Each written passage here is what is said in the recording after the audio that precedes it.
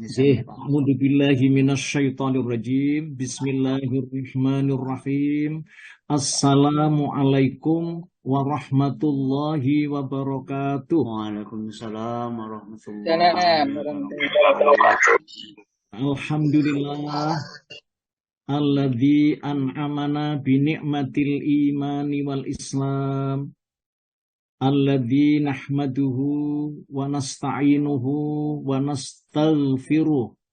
Wa na'udzu billahi min syururi anfusina wa min sayyiati a'malina. May yahdillahu fala mudhillalah wa may yudlilhu fala hadiyalah. Amma ba'du. Mukarramin, Ustadz Kiai Haji Dr. Andes Soekardi. Kemudian yang dimuliakan Allah,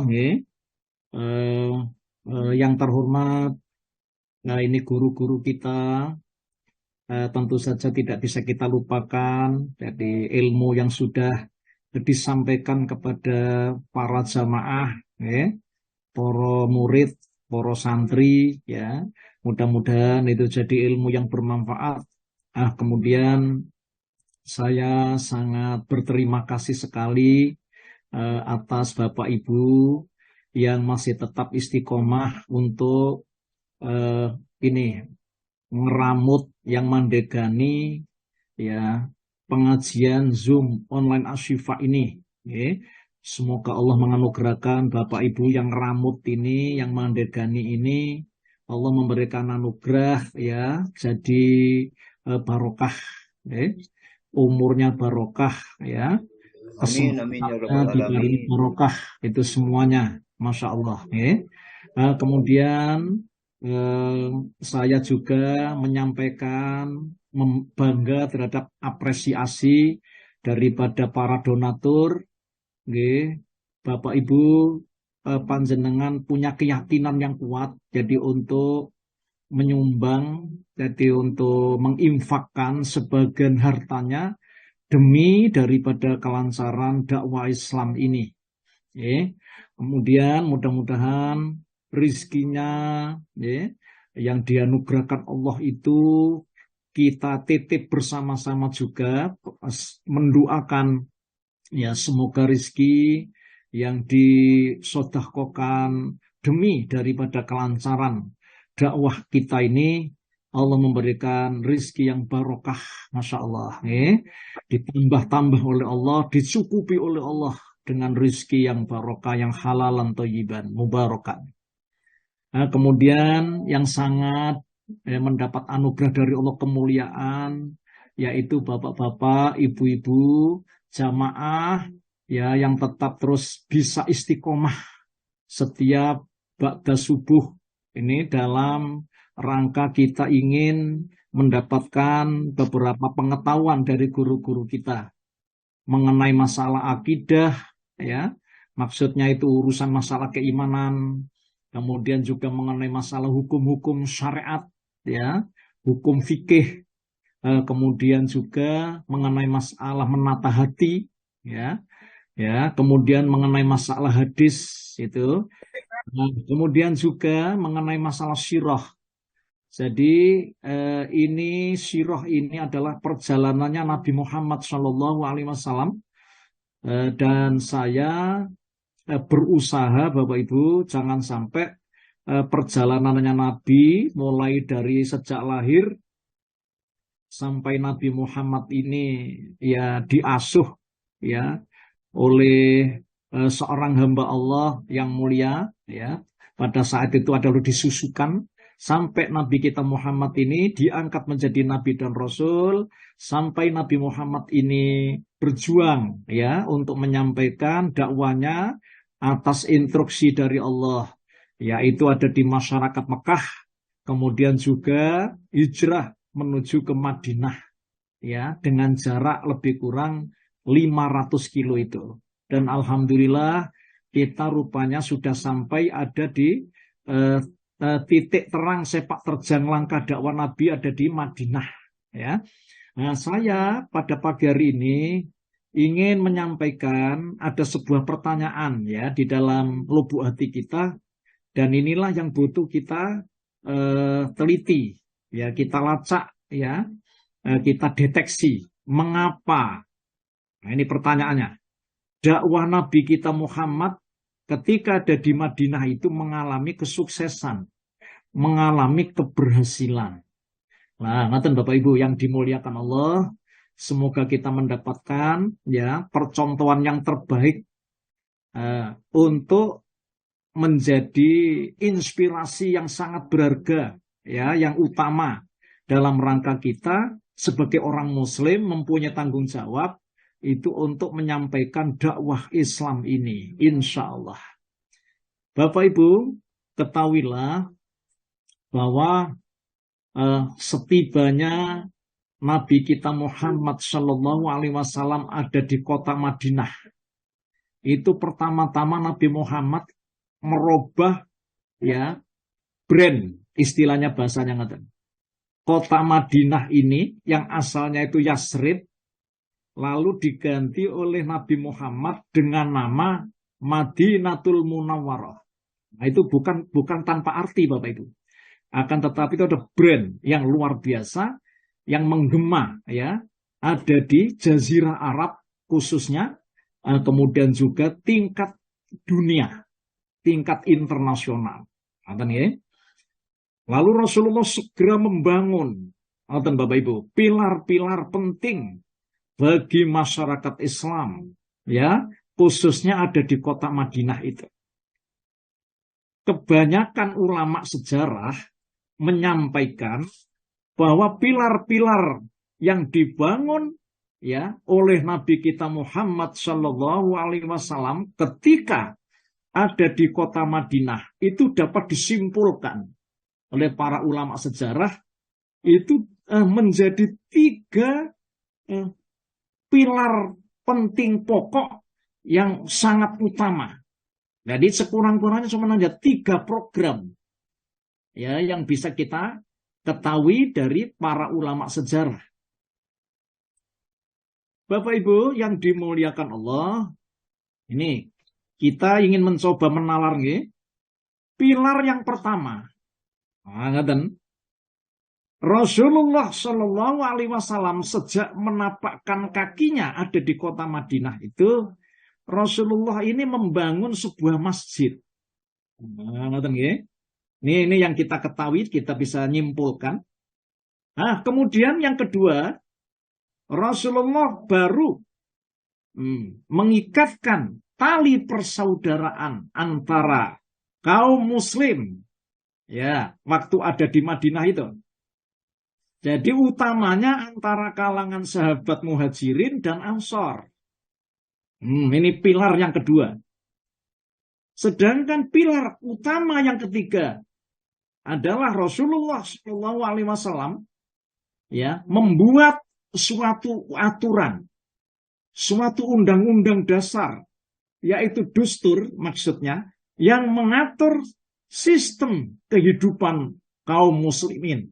Jadi sebuah konstitusi yang memperjelas hubungan orang-orang muslim ya, termasuk khususnya adalah muhajirin dan ansor, dengan kalangan orang-orang non-muslim, khususnya kaum Yahudi pada waktu itu.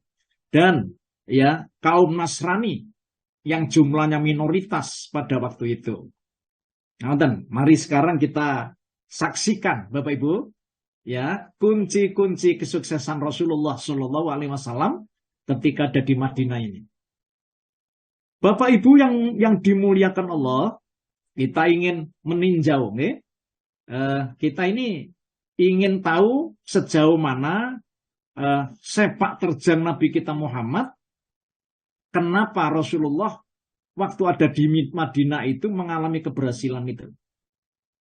Bapak Ibu, program pilar penting yang pertama yang digarap oleh Rasulullah Shallallahu Alaihi Wasallam ini ya adalah mendirikan masjid. Masya Allah. Ini timbul pertanyaan. Mengapa Rasulullah Shallallahu Alaihi Wasallam itu mendahulukan membangun masjid daripada membangun supermarket atau pasar. Nah, ngaten. Jadi Rasulullah itu lebih awal ya tidak lama kemudian itu Rasulullah punya inisiatif yang luar biasa ini, yaitu membangun masjid. Bapak Ibu yang dimuliakan Allah, dan ini bukan main-main, karena ini adalah wahyu dari Allah Subhanahu wa taala yang diterapkan oleh Rasulullah ketika awal mula ya kaki Rasulullah menapaki kota Madinah pada saat itu. Nah, ngoten nggih. Tidakkah ada pertimbangan lain maksudnya yang bersifat strategis dan utama? Maksudnya pertanyaannya itu, apakah tidak ada pertimbangan lain selain membangun masjid itu? Kan gitu. Dalam kaitannya dengan kapasitas Rasulullah Shallallahu Alaihi Wasallam itu sebagai pemimpin masyarakat Islam yang baru ini, kan ngaten. Oleh karena jawabannya, ya tentu saja ada, tentu saja ada.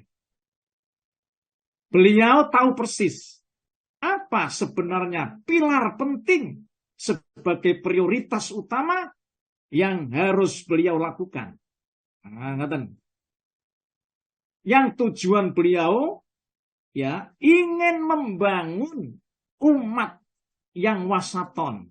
Ngaten, maksudnya Rasulullah datang ke Madinah itu ingin membangun sebuah umat penengah, yaitu sebuah umat yang beriman kepada Allah, sebuah umat yang mempunyai akhlak yang agung dan mulia, sebuah umat yang mempunyai landasan persatuan serta persaudaraan yang kuat.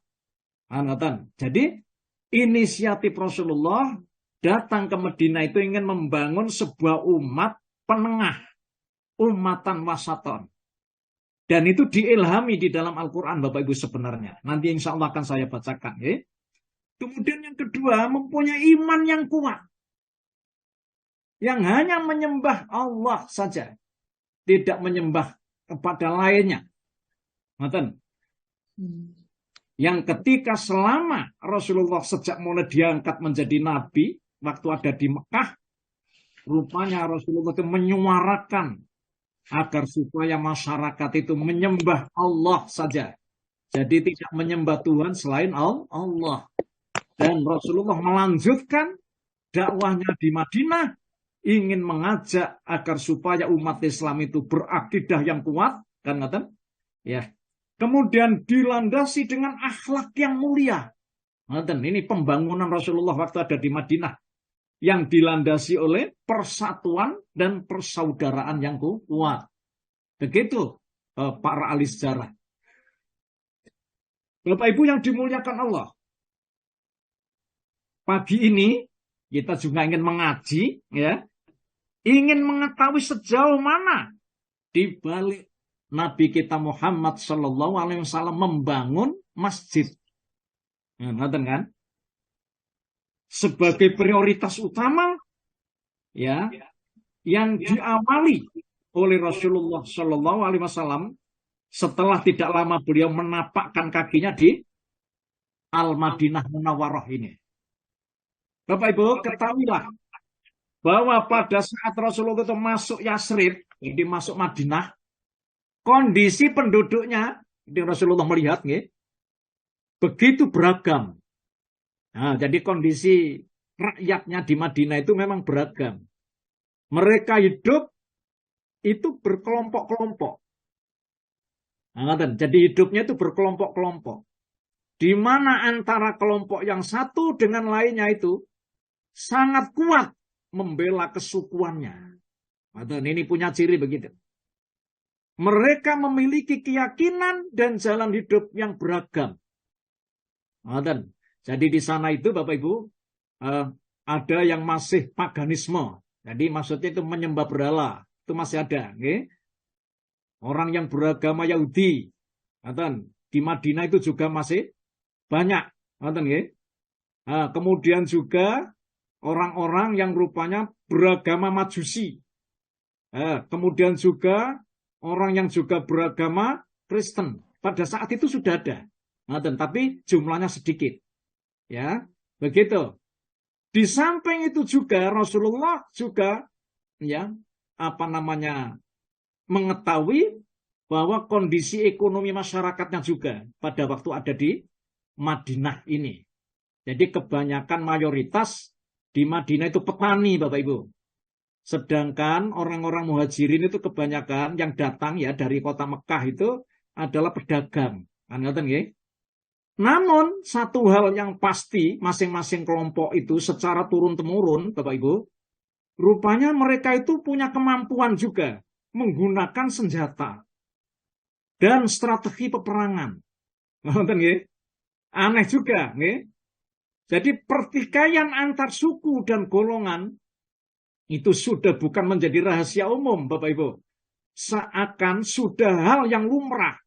Jadi teman-teman berantem terjadi pertikaian Jadi sudah hal yang lumrah. Jadi konflik antar kelompok dan golongan itu sudah menjadi bagian dari ritme hidup mereka. Masya Allah. Maka keahlian memanah, kemudian juga berkuda, memainkan pedang, dan tombak, menjadi bagian tak terpisahkan dari kehidupan para lelaki Madinah pada waktu itu. Keadaan masyarakat Madinah seperti ini, tentu saja itu sudah diketahui dan difahami oleh Nabi Muhammad SAW ketika Nabi Muhammad itu menapakkan kakinya awal ada di kota Madinah itu. Bapak Ibu. Di samping itu di Madinah itu ada dua suku besar dari kalangan bangsa Arab. Yang paling dominan, yang paling dominan Bapak Ibu, ada dua suku besar. Suku apa itu? Yaitu suku Aus dan Khazraj. Kedua suku ini sudah bertahun-tahun terlibat dalam pertikaian dan peperangan, Bapak Ibu. Keadaan ini dilakukan sudah turun-temurun. Bahkan ada di sirah yang ditulis oleh Al-Buti itu selama 120 tahun turun-temurun. Itu terus bentrok saja. Terjadi pertikaian saja antara suku Aus dan Khazraj ini. Padahal itu adalah dari kalangan sama-sama bangsa Arab, Bapak Ibu. Jadi dilakukan turun-temurun. Selain mereka, selain suku Aus dan Khazraj ini, juga di situ ada suku pendatang sebenarnya, yaitu adalah kabilah bangsa Yahudi atau orang-orang yang beragama Yahudi yang memiliki komunitas tersendiri pada waktu itu ada di Madinah dengan benteng-bentengnya yang kuat dan kokoh. Mereka juga memiliki kekuatan ekonomi dan militer. Jadi bangsa Yahudi itu walaupun juga tidak terlalu mendominasi pada waktu ada di Madinah, tetapi dalam pandangan para ahli sejarah, mereka itu kuat dalam bidang ekonomi dan militernya. Subhanallah. Bapak Ibu, menurut ulama sejarah, rupanya ada di Madinah itu ada 3 kabilah besar Yahudi ini. Yang disebut salah satu di antaranya adalah Bani Koinukok. Yang merupakan sekutu dari Bani Khazraj. Jadi Bani Koinukok ini sekutu Bani Khazraj.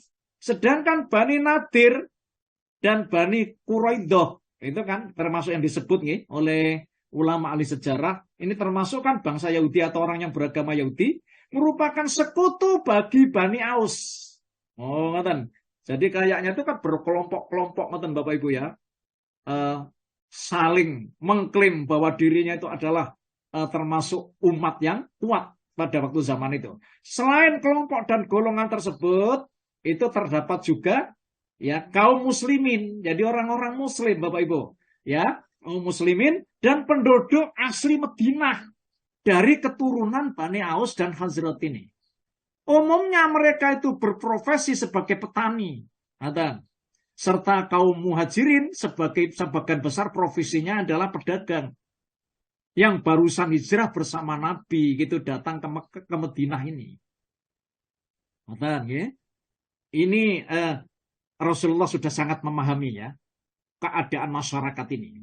Bapak Ibu, dalam keadaan demikian, semenjak Rasulullah Shallallahu Alaihi Wasallam tiba di Madinah, itu beliau melakukan sejumlah langkah, ya, langkah yang prioritas juga sangat strategis, yang bertujuan untuk melakukan reformasi di masyarakat Madinah itu. Oh, ngaten Bapak Ibu, yang ini yang butuh kita, butuh kita contoh, gitu ya.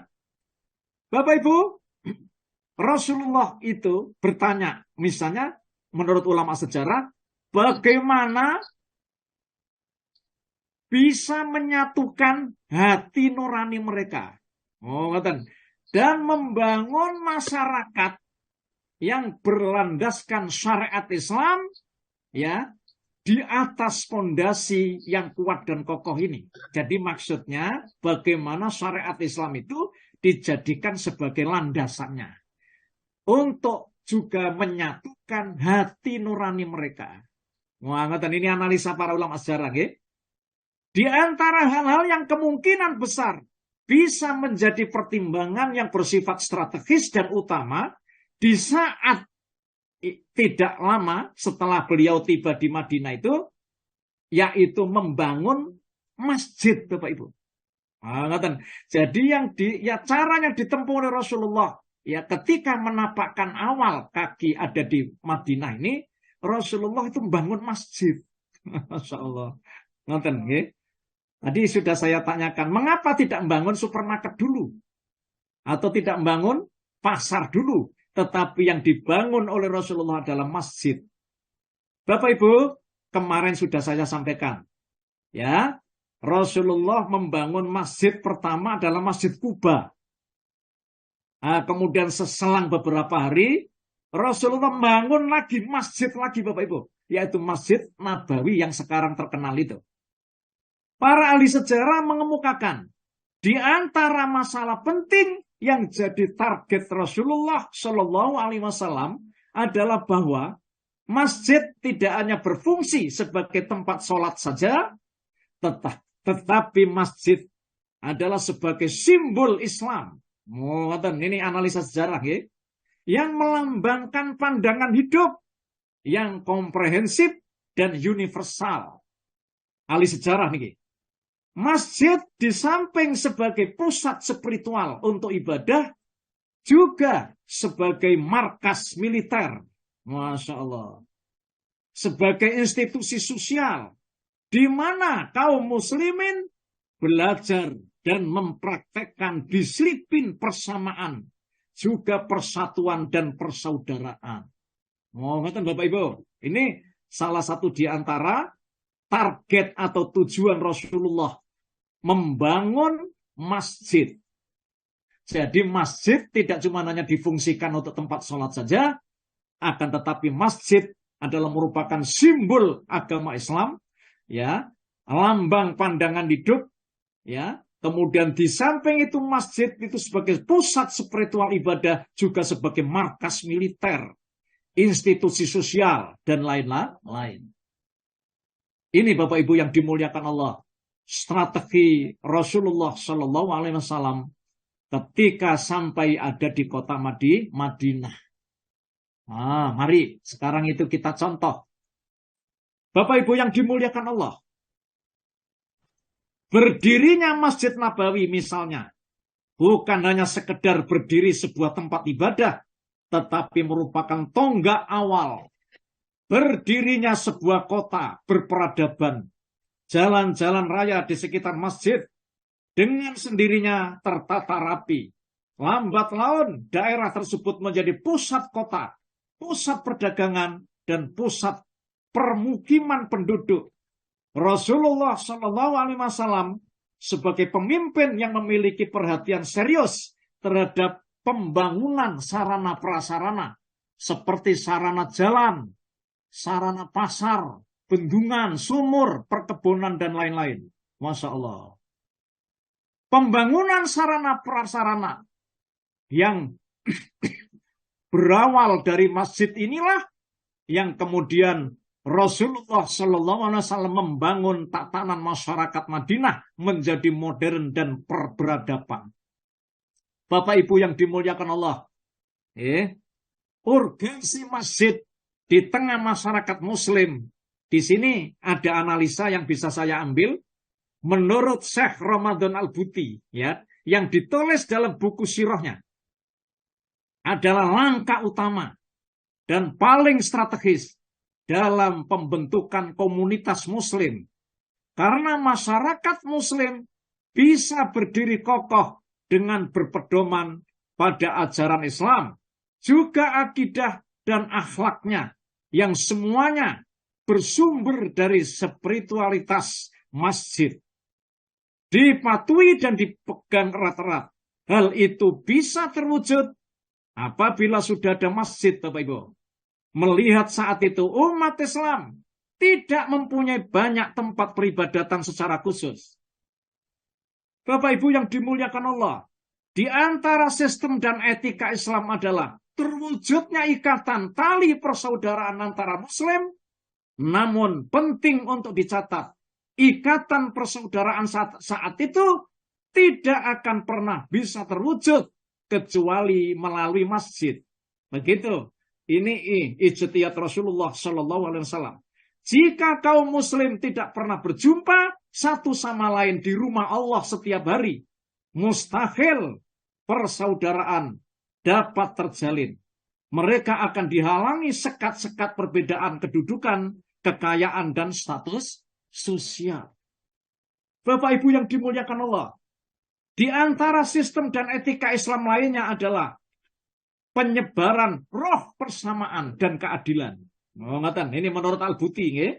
Di tengah masyarakat yang melampaui perbedaan status dan kedudukan mereka, namun roh persamaan ini tidak akan terwujud kecuali jika kaum muslimin meluruskan dan merapatkan barisan yang kokoh setiap hari. Berdiri bersama-sama menghadap Allah Subhanahu wa Ta'ala. Hati nurani mereka harus terpaut satu sama lain dalam ruang penghambaan kepada Allah.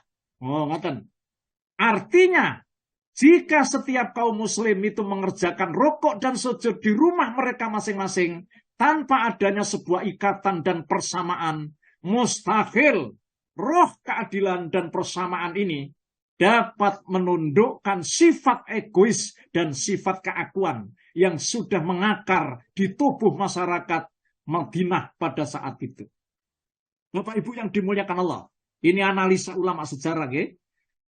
Sistem dan etika Islam lainnya adalah meleburnya seluruh muslim dalam satu wadah kesatuan yang diikat oleh hukum dan syariat Islam.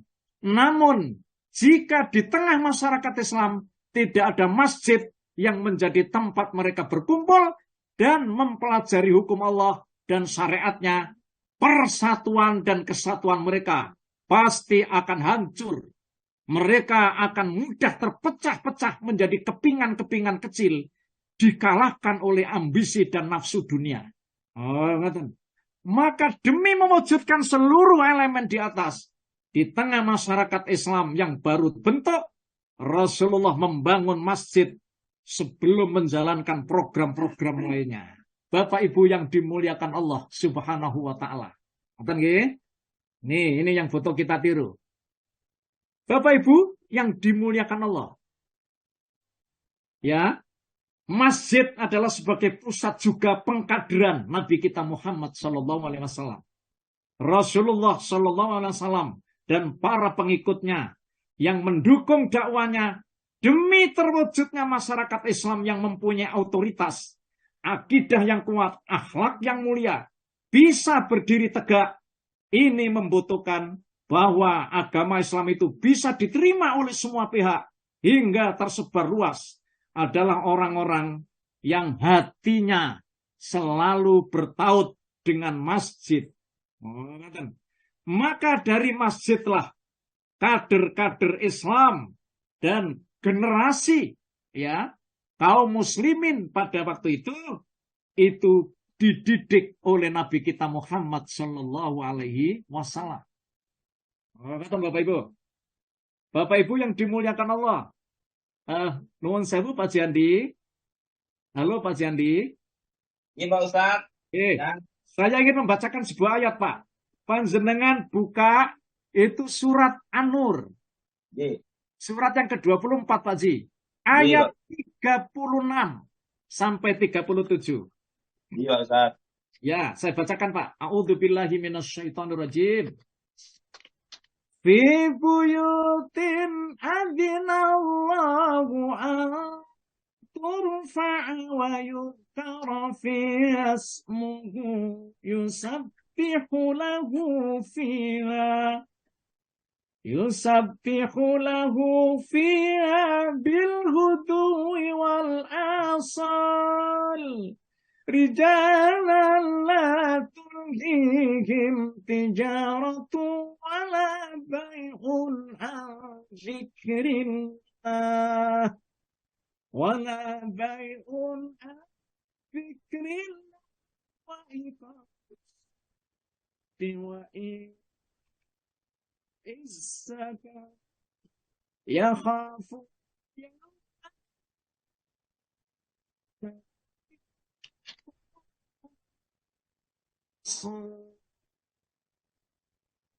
Pak Ji. Bismillahirrahmanirrahim. Cahaya itu di rumah-rumah yang di sana telah diperintahkan Allah untuk memuliakan dan menyebut namanya. Di sana bertasbih, menyucikan namanya pada waktu pagi dan petang. Orang yang tidak dilalaikan oleh perdagangan dan jual beli dari mengingat Allah, melaksanakan sholat dan menunaikan zakat. Mereka takut kepada hari ketika hati dan penglihatan menjadi guncang hari kiamat. Terima kasih Pak Jandi. Jadi ayat ini Bapak Ibu memberitahukan kepada kita ya di rumah-rumah ya di sana telah diperintahkan Allah untuk memuliakan dan menyebut namanya. Ini adalah yang dimaksud adalah masjid-masjid ya yang dibangun itu adalah rumah-rumah Allah.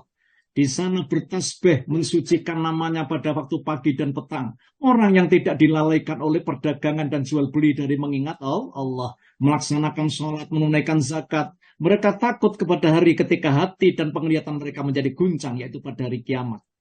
Ayat ini ya menjadi inspirasi bahwa dari masjidlah kader-kader ya yang dibentuk oleh Rasulullah itu menjadi kader-kader yang luar biasa, Bapak Ibu.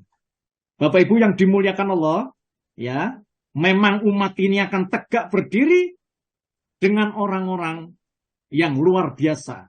Salah satu di antaranya adalah di sini yang dicontohkan Bapak Ibu, termasuk ada kader Nabi Muhammad, yaitu Abu Ubaidah ibnu Al-Jarrah. Nah, ya. Jadi Abu Ubaidah ibnu Al-Jarrah ini adalah muhajirin Bapak Ibu. Dari kaum Quraisy Mekah datang bersama Nabi. Ia termasuk jajaran sahabat Nabi yang paling awal memeluk agama Islam. Beliau ikut berhijrah ke Habasyah pada waktu itu. Kemudian juga ikut hijrah ke Madinah. Ia sahabat Nabi yang selalu mengikuti setiap pertempuran dalam membela agama Islam.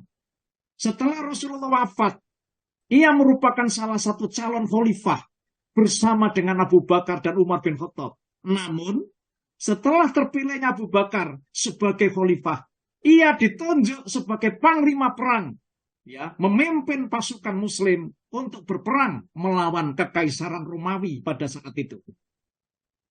Bapak Ibu yang dimuliakan Allah, di dalam satu hadis, riwayat Imam Bukhari dan Muslim, Rasulullah bersabda, sesungguhnya setiap umat itu memiliki al-amin, kata Rasulullah. Orang yang paling amanah, orang yang paling dipercaya. Dan al-amin umat ini, kata Rasulullah, adalah Abu Ubaidah bin Al-Jarrah. Ngatan Bapak Ibu yang dimuliakan Allah. Ya, juga riwayat dari sahabat Umar bin Al-Khattab. Ini ada sebuah riwayat yang saya sampaikan bahwa dia berkata, Umar bin Khattab ini, wahai para sahabat, sampaikanlah angan-angan kalian. Ya, salah seorang sahabat berkata, aku berangan-angan, seandainya aku memiliki emas sepenuh rumah ini, Masya Allah, maka aku akan menginfakkannya di jalan Allah. Umar berkata lagi, Bapak Ibu, sampaikanlah angan-angan kalian. Kemudian sahabat yang lain berkata, aku berangan-angan, ya, andaikan ada mutiara, batu zamrud dan permata sepenuh rumah ini, maka akan aku infakkan di jalan Allah. Umar berkata lagi, sampaikanlah angan-angan kalian. Maka sahabat lainnya lagi berkata, kami tidak tahu harus berangan-angan apa lagi, wahai Amirul Mukminin. Lantas Umar berkata, aku berangan-angan seandainya ya ada di rumah Allah ini, ingatan maksudnya masjid, dipenuhi seorang laki-laki seperti Abu Ubaidah bin Al-Jarrah, seperti Mu'ad bin Jabal, seperti Salim Maula, seperti Abu Hudzaifah, dan seperti Abu Al-Hudzaifah bin Al-Yaman, maka Allah akan menganugerahkan dakwah Islam ini akan tetap terus berkembang. Subhanallah. Bapak Ibu yang dimuliakan Allah. Pun ya, ini pentingnya mendirikan masjid pada waktu zaman Nabi kita Muhammad SAW. Lah Bapak Ibu, apakah zaman kita sekarang ini salah satu di antaranya termasuk dakwah yang strategis atau utama itu membangun masjid? Mari itu kita rasakan. Mudah-mudahan Allah merahmati kita. Amin. Bapak Ibu yang dimuliakan Allah. Ya. Langkah kedua. Nah, mari sekarang kita lihat. Langkah Rasulullah yang kedua adalah menguatkan tali persaudaraan antara kaum Muhajirin dan Ansar. Langkah ini adalah bagian dari strategi yang sangat utama untuk mengantar keberhasilan dakwah Nabi kita Muhammad Shallallahu Alaihi Wasallam. Al-Mubarakfuri ya di dalam Rafiqil Maktum mengutip pendapat Imam Al-Ghazali. Imam Al-Ghazali mengatakan bahwa Rasulullah mempersaudarakan antara Muhajirin dan Ansor ini berfungsi untuk menghilangkan fanatisme golongan. Sehingga tidak ada rasa kesetiaan dan kecintaan kecuali kepada agama Islam. Juga berfungsi untuk menghilangkan adanya perbedaan-perbedaan nasab dan suku. Maka seseorang yang dianggap mulia atau hina kecuali karena akhlak dan ketakwaannya. Dengan mempersaudarakan orang-orang muslim itu, Rasulullah telah mengikat dalam satu perjanjian yang sanggup melepaskan keterkungkungan adat jahiliyah dan fanatisme kesukuan, tanpa menyisakan sedikitpun bagi tradisi-tradisi jahiliyah, sehingga kuatnya persaudaraan ini bisa menepis tuduhan atau isu-isu buruk yang datang dari orang-orang Yahudi dan orang-orang munafik. Bapak Ibu yang dimuliakan Allah, bagaimana Rasulullah itu menghadapi oposisi, oposisi atau rival politiknya yang menyimpang. Jadi ada rival politik tapi menyimpang. Seperti Abdullah bin Ubay bin Salul. Nah, ini gembong orang munafik yang menampakkan keislamannya, namun hati dan pikirannya kafir dan mendendam rasa kebencian kepada Rasulullah Shallallahu Alaihi Wasallam. Mereka berkonspirasi menyebarkan isu-isu jahat terhadap Rasulullah untuk membunuh karakter dan menjatuhkan nama baik Rasulullah. Namun Bapak Ibu, dengan sikap negarawan religius Nabi kita Muhammad, orang-orang kepercayaan Abdullah bin Ubay bin Salul justru ikut bergabung dengan Rasulullah Shallallahu Alaihi Wasallam dan membenci Abdullah bin Ubay bin Salul. Masya Allah. Al-Quran memberikan penjelasan kepada kita bahwa semua pengaruh pemikiran orang Yahudi kepada kelompok orang-orang munafik untuk menyebarkan fitnah dan menipu orang-orang yang beriman. Bapak Ibu, hal ini juga dijelaskan di dalam Al-Quran. Oke, monggo Pak Jandi, saya bacakan Pak. Oke, surat Al-Baqarah Pak, ayat 14. A'udzu billahi minasyaitonir rajim.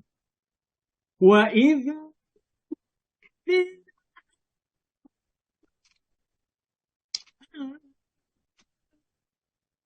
وَإِذَا خَلَوْا إِلَى شَيَاطِينِهِمْ Qalu inna ma'akum innama nahnu mustahzi'un. Enggak, Pak Ji. Dan apabila mereka berjumpa dengan orang yang beriman, mereka berkata, kami telah beriman. Tetapi apabila mereka kembali kepada setan-setan para pemimpin mereka, mereka berkata, sesungguhnya kami bersama kamu. Kami hanya berolok-olok. Nah, panjang, Bapak Ibu yang dimuliakan Allah. Ketika Nabi Muhammad itu ada di Madinah, jadi musuhnya itu adalah orang munafik, Bapak Ibu. Ketika Nabi Muhammad itu ada di Mekah, itu musuhnya orang-orang kafir musyrik Mekah. Tetapi ketika Rasulullah sudah di Madinah, itu ganti musuh. Ya, jadi yang dimaksud orang-orang atau setan-setan mereka ini adalah yang dimaksud adalah orang Yahudi, orang-orang yang beragama Yahudi. Ketika Rasulullah itu ada di Madinah, ya, bagaimana mereka itu menyebarkan fitnah-fitnah, ya, untuk rupanya membunuh karakter Nabi kita Muhammad SAW ketika ada di kota Madinah itu. Bapak Ibu yang dimuliakan Allah. Oleh karena itu, cara yang ditempuh oleh Nabi Muhammad SAW adalah mempersaudarakan, ya, menguatkan tali persaudaraan kaum Muhajirin dan Ansor, serta membuat dustur undang-undang pengaturan masyarakat Muslim.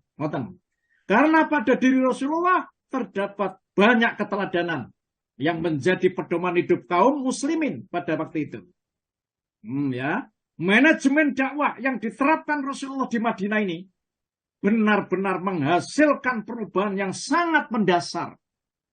Keadaan ini dibuktikan dengan berhentinya suku Aus dan Khazraj yang mempunyai kebiasaan bertikai, ya, dan berperang ratusan tahun, ya, itu menjadi damai, Bapak Ibu, ya, juga bisa bersatu, Masya Allah.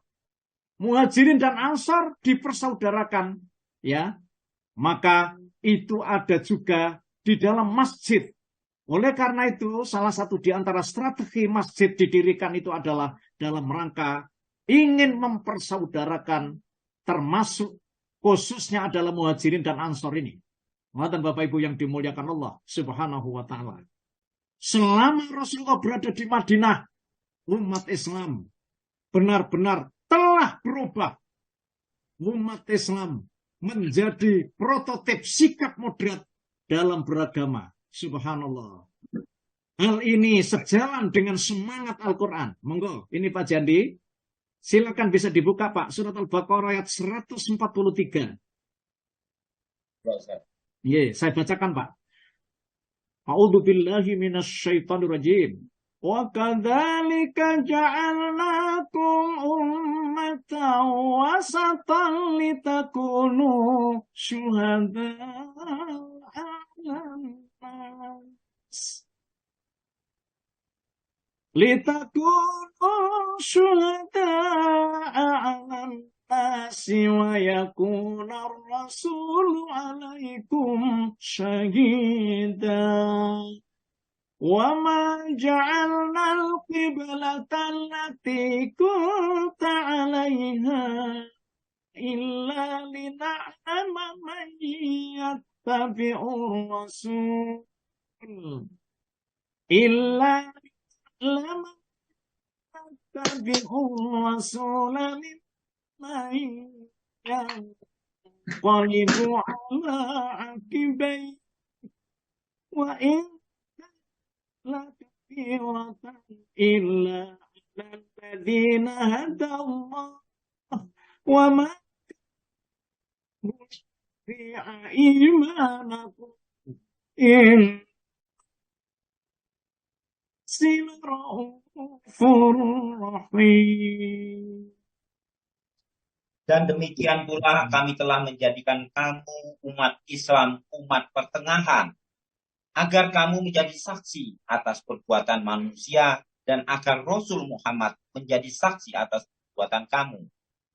Kami tidak menjadikan kiblat yang dahulu kamu berkiblat kepadanya, melainkan agar kami mengetahui siapa yang mengikuti Rasul dan siapa yang berbalik ke belakang.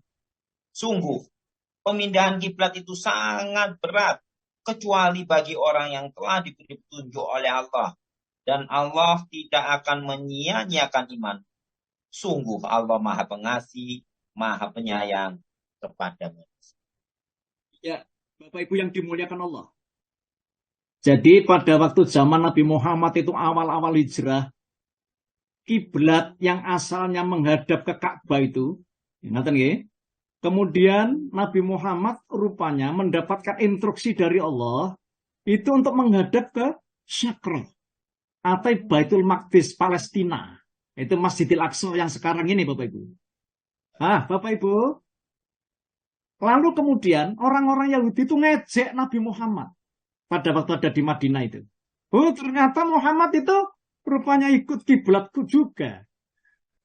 Akhirnya orang-orang Muslim ini keder imannya. Ya. Rasulullah rupanya awal-awal ingin mempersatukan kaum muhajirin ini, kemudian ada di antara mereka itu yang murtad Bapak Ibu. Karena dia menganggap bahwa Nabi Muhammad itu adalah tidak bisa dipegang rupanya janjinya. Oh, Muhammad itu rupanya pelin-pelan, nggak bisa dipegang. Ayat ini diturunkan. Itu dalam rangka untuk menguji umat Nabi Muhammad pada waktu itu. Mana di antara mereka yang masih tetap teguh pendiriannya untuk mengikuti Nabi Muhammad, atau dia justru kemudian berbalik ke belakang. Begitu Bapak Ibu yang dimuliakan Allah. Bapak Ibu yang dimuliakan Allah. Jadi di dalam ajaran agama kita Islam, itu tidak ada rupanya Pak, rupanya umat Islam disuruh oleh Allah untuk mendirikan negara Islam, bukan. Jadi tidak ada. Tidak ada dalam ajaran kita Islam itu menginstruksikan supaya membentuk negara Islam. Nggak ada. Tetapi Rasulullah ketika hijrah ke Madinah itu ingin agar supaya menguatkan masyarakat Islam ini menjadi orang-orang yang imannya kuat, gitu aja. Jadi menjadi umat penengah. Ya, begitu. Jadi bukan negara Islam, tetapi menjadi umat menengah. Tetapi ada sebagian ulama ahli sirah mengatakan Nabi Muhammad itu mendirikan negara Islam. Ya, tetapi pendapat ini rupanya kecil Bapak Ibu. Sebagian besar ulama sejarah bahwa Nabi Muhammad datang ke Madinah itu adalah dalam rangkaian menguatkan iman masyarakat Islam, membentuk masyarakat Islam yang wasaton, yaitu moderasasi. Jadi begitu, tidak memahak sana sini. Bapak Ibu, usaha konstruktif yang sangat positif dilakukan oleh Rasulullah untuk menghindarkan konflik dan perpecahan di antara kaum muslimin. Usaha tersebut adalah dengan menguatkan tali persaudaraan dengan ikatan agama. Setiap orang Mekah muhajirin harus menjadi saudara bagi tiap-tiap orang Madinah. Bapak Ibu, strategi ini lalu kemudian dilakukan oleh Rasulullah. Ya, persaudaraan yang dibentuk Rasulullah ini berdasarkan ajaran Islam adalah model persaudaraan baru di tanah Arab pada waktu itu. Maka jadilah orang-orang Ansor, hati dan pikirannya berubah menjadi ikut merasakan ya kepedihan orang-orang muhajirin yang terusir dari negerinya. Mereka datang ke Madinah tanpa membawa harta ya, dan meninggalkan sanak keluarganya. Bapak Ibu yang dimuliakan Allah, ini strategi Nabi kita Muhammad ya.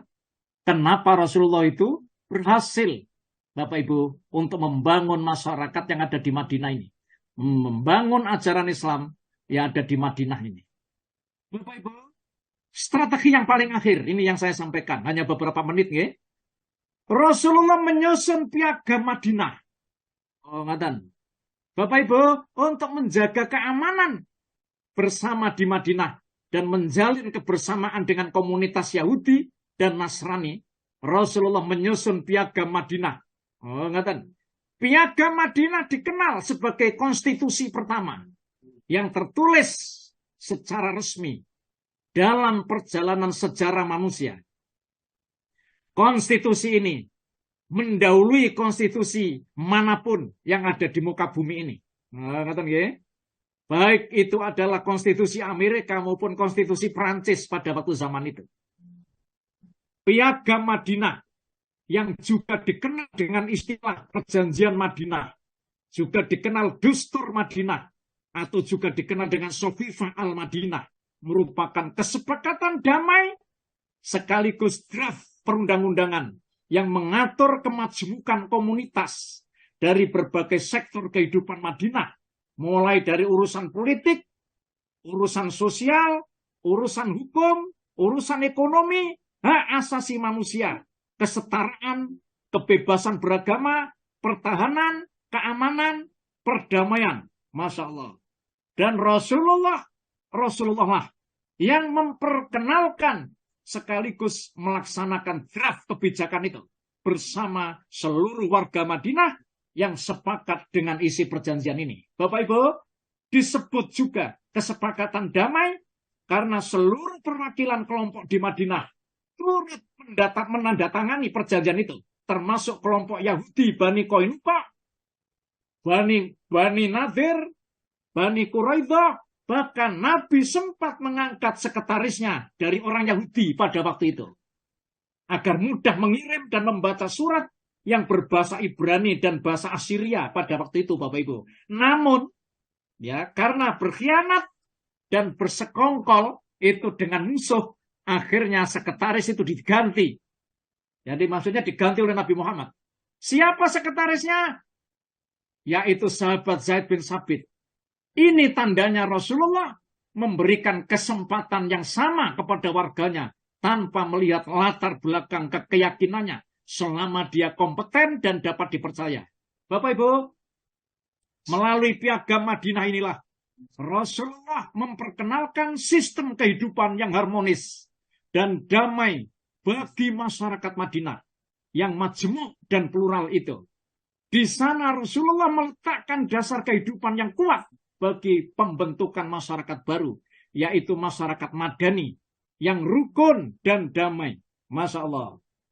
Karena di sana ada tiga masyarakat, Bapak Ibu, yang tadi sudah saya sebut, yaitu kaum Muslim, ya, kalangan Muhajirin dan Ansor itu sebagai kelompok mayoritas, non-Muslim dari suku Aus dan Hazrat, jadi masih ada dari suku Aus dan Hazrat itu yang non-Muslim, Bapak Ibu, yang belum menerima Islam, ya, sebagai kelompok minoritas, dan kelompok Yahudi.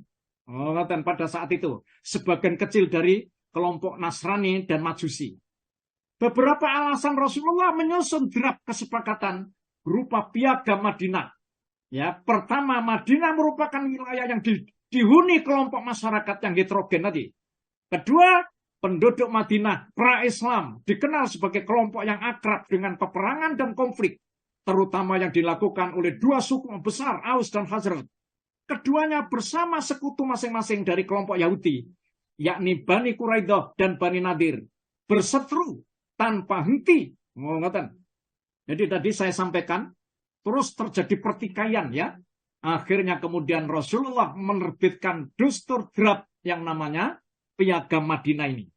Bapak Ibu, konteks ini, maksudnya Piagam Madinah, tidak bisa dilepas dari strategi Rasulullah mendamaikan kedua suku tersebut, sekaligus menyatukan semua penduduk Madinah, baik pedagang maupun penduduk setempat, ya, baik yang datang, maksudnya pendatang dan penduduk setempat, baik Muslim maupun non-Muslim.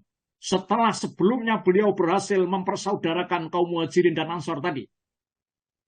Bapak Ibu, bersamaan dengan tahun hijrah, Rasulullah mendeklarasikan Piagam Madinah sebagai tata hubungan antar kelompok masyarakat yang hidup ada di Madinah. Melalui Piagam Madinah ini, Rasulullah telah memperkenalkan konsep perlindungan negara didasari oleh wawasan kerukunan dan perdamaian. Melalui piagam ini, Rasulullah juga berupaya menegaskan konsep kebebasan beragama, tanggung jawab, saling menjaga hak masing-masing setiap warga negara. Karena itu istilah masyarakat Madani yang dikenal sekarang ini erat kaitannya dengan sejarah kehidupan Rasulullah waktu di Madinah itu. Bapak Ibu yang dimuliakan Allah, ya, ini draft itu ada 47 pasal, Bapak Ibu, ya. Kemudian juga ini disimpulkan oleh ulama sejarah, ya. Tadi termasuk piagam pendamai. ya, kemudian juga piagam kebebasan beragama pada waktu itu. Mungkin saja Bapak Ibu, piagam Madinah ini rupanya juga bisa dicontoh, kemudian juga ada di negeri yang kita cinta Indonesia ini, insya Allah. Bapak Ibu yang dimuliakan Allah Subhanahu wa Ta'ala. Ngaten nggih?